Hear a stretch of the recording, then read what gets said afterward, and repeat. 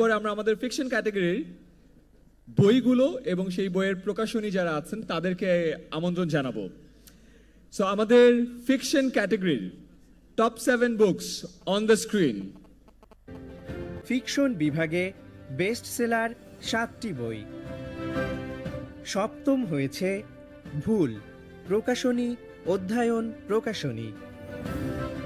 ষষ্ঠ হয়েছে প্রাক্তন, প্রকাশনী অনুজ প্রকাশন। পঞ্চম হয়েছে তুমি সন্ধ্যা অলোকানন্দা, প্রকাশনী অন্যধারা।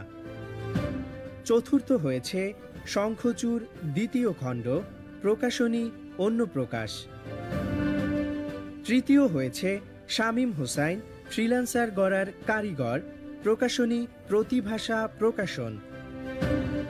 দ্বিতীয় হয়েছে আমৃত্যু ভালোবাসি তোকে, প্রকাশনী গ্রন্থরাজ্য।